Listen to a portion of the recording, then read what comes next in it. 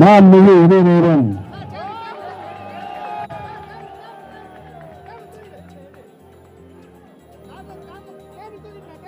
மறைந்தும் மறையாற்றுகள் கொண்டிருக்கிற நம்முடைய இதயங்களில் நீங்காத இடம்பெற்று நாம் அனைவரும் உயிருக்கு உயிராக நேசித்த நம்முடைய அன்பு தெய்வம் புரட்சி தலைவி அம்மாவுடைய பிறந்த நன்னாளை முன்னிட்டு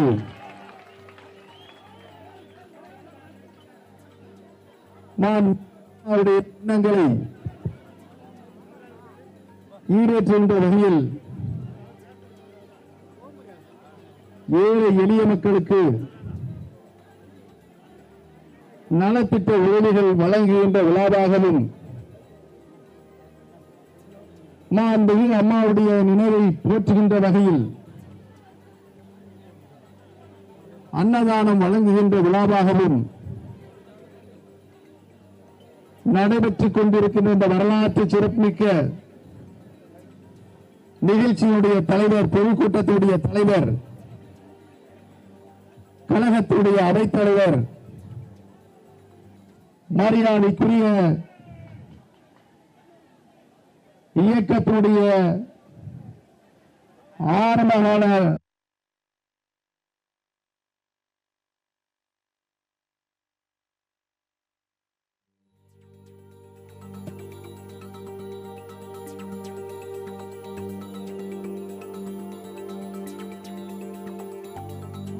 கோட்டை ஆர்கே நகர் தொகுதி அம்மாவின்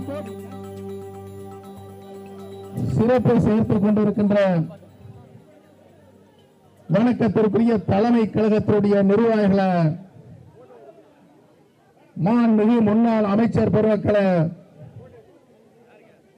கழகத்துடைய நாடாளுமன்ற மாநிலங்களின் உறுப்பினர்கள, நாடாளுமன்ற மாண்புமிகு உறுப்பினர்கள, வருகை ஒருங்கிருக்கின்ற சட்டமன்ற உறுப்பினர்கள, வருகை ஒருங்கிருக்கின்ற முன்னாள் நாடாளுமன்ற சட்டமன்ற உறுப்பினர்கள, மாவட்ட கழகங்களுடைய பொறுப்பாளர்கள, செயலாளர்கள, பகுதி கழகத்தினுடைய செயலாளர்களே, பொறுப்பாளர்கள, வட்ட கழகத்தினுடைய செயலாளர்களே, பொறுப்பாளர்கள, இயக்கத்தினுடைய கொள்கைகளை, கோட்பாடுகளை மக்களிடையே எடுத்துச் செல்கின்ற பணியினை சிறப்பாக தங்களுடைய பேச்சாற்றல் மூலம் பரப்பிக் கொண்டிருக்கின்ற ஆற்றல் மிகுந்த தலைமை கழகத்துடைய பேச்சாளர்கள, சிறப்பிறப்பட நடிகர்கள, வருகை உணர்ந்திருக்கின்ற அனைத்து இந்திய அண்ணா திராவிட முன்னேற்ற கழகத்தின் ஆணி வேராக இருந்து இந்த இயக்கத்தை தாங்கி பிடித்து விழுதுகளாக நின்று இந்த இயக்கத்திற்கு காலங்காலமாய் சேர்த்துக் கொண்டிருக்கின்ற கழகத்தினுடைய இதயம் டாக்டர் புரட்சி தலைவர் எம்ஜிஆர் மாண்புமிகு அம்மா அவர்கள் மீது உயிருக்கு உயிராய் பற்ற வைத்திருக்கின்ற அருமை உடன் பெரியவர்களே, தாய்மார்களே, சகோதரர்களே, உங்கள் அனைவருக்கும் என்னுடைய பணிவான நன்றி கலந்த நல்வணக்கத்தினை இந்த நல்ல நேரத்திலே தெரிவித்துக் கொள்ள கடமைப்பட்டிருக்கிறேன்.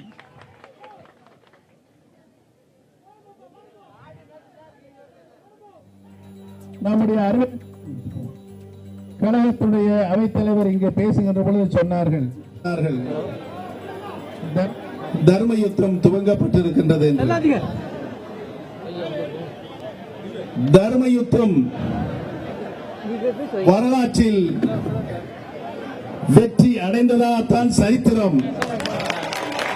அது எந்நாளும் துவண்டு விடப்போவதில்லை என்பதனை இங்கு எனக்கு முன்னாலே பேசிய கழகத்துடைய அவைத்தலைவர் சிறப்பாக எடுத்துக் கூறினார்கள். மாண்புமிகு அம்மா அவர்கள் பிறந்த நாள் இந்த வேளையில் மாண்புமிகு அம்மா அவர்கள் இன்றைக்கு நம்மிடையே இல்லை என்ற குறை நம்முடைய அனைவருடைய மனங்களிலும் வீற்றிருக்கிறது, குடிகொண்டிருக்கிறது. அம்மா அவர்கள் நலமுடன் உயிரோடு இருந்த நேரத்தில் அவருடைய பிறந்த நாள் வருகின்ற பொழுதெல்லாம் நமக்கு ஒரு ஆணையிட்டார்கள், கட்டளையிட்டிருந்தார்கள். என்னுடைய பிறந்த நாளை முன்னிட்டு யாரும் என்னுடைய இல்லம் தேடி வர வேண்டாம். இந்தியாவில் எத்தனையோ அரசியல் கட்சிகள் இருக்கிறது, தமிழகத்திலும் இருக்கிறது, அதை நடத்தி செல்கின்ற தலைவர்களும் இருக்கிறார்கள். அவர்களுக்கெல்லாம் பிறந்த நாள் வருகிறது. அந்த பிறந்த நாளை எல்லாம் அவர்கள் எவ்வாறெல்லாம் விமர்சனையாக ஆடம்பரமாக கொண்டாடி கொண்டிருக்கின்றார்கள் என்பதனை தமிழக மக்கள் பார்த்துக் கொண்டிருந்தார்கள். ஆனால் மாண்புமிகு இதயம் டாக்டர் புரட்சி தலைவி அம்மா அவர்களுடைய பிறந்த நாளை முன்னிட்டு அம்மா அவர்கள் நம்மளுக்கு ஒரு அன்பான வேண்டுகோளை கட்டளையிட்டிருக்கிறார்கள். யாரும் என்னுடைய இல்லம் தேடி வர வேண்டாம். ஏழை எளிய மக்கள் இல்லங்கள் நாடி சென்று அவர்களுக்கு உங்களால் ஆன உதவிகளை, நலத்திட்ட உதவிகளை வழங்குகள் என்று மாண்புமிகு அம்மா அவர்கள் அன்றைக்கு நம்மளுக்கு ஒரு அன்பான வேண்டுகோளை விடுத்திருக்கின்றார்கள். நான் பணிவோடு இங்கு குழுமியிருக்கின்ற பெருமக்களை பார்த்து கேட்கின்றேன், தங்களுடைய பிறந்த நாளை எங்களுடைய இல்லங்களுக்கு வர வேண்டாம், ஏழை எளிய மக்களுடைய இல்லங்களுக்கு சென்று அவர்களுக்கு உதவுங்கள் என்று சொல்லுகின்ற ஒரே தலைவர் இந்திய திருநாட்டில் மட்டுமல்ல உலகத்திலேயே இதயம் டாக்டர் புரட்சி தலைவி மாண்புமிகு அம்மார் தான் வாழ்ந்து மறைந்தார்கள். ஏழைகளுக்காகவே வாழ்ந்து, மக்களால் நான், மக்களுக்காகவே நான் என்று வாழ்ந்து மறைந்திருக்கின்ற அந்த உன்னத தலைவியினுடைய பிறந்த நாள் இன்றைக்கு நாம் அவர்கள் விடுத்த அந்த கட்டளையை ஏற்று இன்றைக்கு நாம் அன்னதானம் வழங்கிக் கொண்டிருக்கின்றோம், நலத்திட்ட உதவிகளை வழங்கிக் கொண்டிருக்கின்றோம். திராவிட இயக்கத்தினுடைய பரிணாம வளர்ச்சியாக பேரறிஞர் அண்ணா, பகுத்தறிவு பகலவன் பெரியார், பேரறிஞர் அண்ணா, புரட்சி தலைவர் மக்கள் திலகம் எம்ஜிஆர், புரட்சி தலைவி மாண்புமிகு அம்மா அவர்கள் பகுத்தறிவு கொள்கைக்காக வாழ்ந்தவர் பகுத்தறிவு தந்தை பெரியார் அவர்கள். தமிழ் சமுதாயம் தலை நிமிர்ந்து வாழ்வதற்காகவே வாழ்ந்தவர் பேரறிஞர் பெருந்தகை அண்ணா அவர்கள். ஏழை தாய்மார்களின் கண்ணீரை துடைப்பதற்காகவே வாழ்ந்தவர் புரட்சி தலைவர் மக்கள் திலகம் எம்ஜிஆர் அவர்கள். இந்த முப்பெரும் தலைவர்களுடைய அன்பு, அறிவு, ஆற்றல் ஆகிய குணங்களை ஒருங்கே பெற்ற ஒரே தலைவராக இதயம் டாக்டர் புரட்சி தலைவி மாண்புமிகு அம்மா அவர்கள் வாழ்ந்து சரித்திரம் படைத்து இன்றைக்கு நம்மையெல்லாம் ஆளாக்கிய அந்த அன்பு தெய்வம் நம்மிடையே இல்லை என்ற மனக்குறை நமக்கு இருக்கிறது. புரட்சி தலைவி மாண்புமிகு அம்மா அவர்கள் புரட்சி தலைவர் எம்ஜிஆருடைய மறைவுக்கு பின்னால் இந்த இயக்கத்திற்கு வந்த வேதனைகள், சோதனைகள், அனைத்து இந்திய அண்ணா திராவிட முன்னேற்ற கழகம் என்ற ஒப்பற்ற இயக்கத்தினை புரட்சி தலைவர் எந்த நோக்கத்திற்காக உருவாக்கினார்களோ அந்த நோக்கம் ஒரு சிறு குன்றுமணி அளவு கூட அதற்கு சேதம் ஏற்படாத வகையில் மாண்புமிகு அம்மா அவர்கள் புரட்சி தலைவர் எம்ஜிஆர் அவர்கள் மறைகின்ற நேரத்தில் 16 லட்சம் உறுப்பினர் கொண்ட இந்த இயக்கம் மாண்புமிகு அம்மா அவர்கள் 28 ஆண்டு காலம்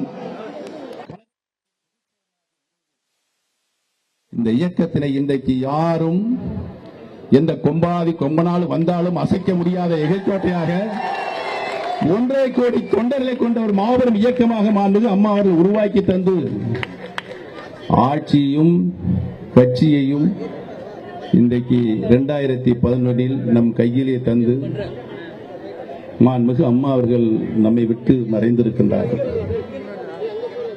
மாண்புமிகு அம்மா அவர்கள் யாருடைய குடும்பத்தில் கட்சியும் ஆட்சியும் சென்றுவிடக்கூடாது என்று மாண்புமிகு அம்மா அவர்கள் எண்ணி நடவடிக்கை எடுத்தார்களோ அவர்களையெல்லாம் வீட்டை விட்டு வெளியேற்றி அதை மாண்புமிகு அம்மா அவர்கள்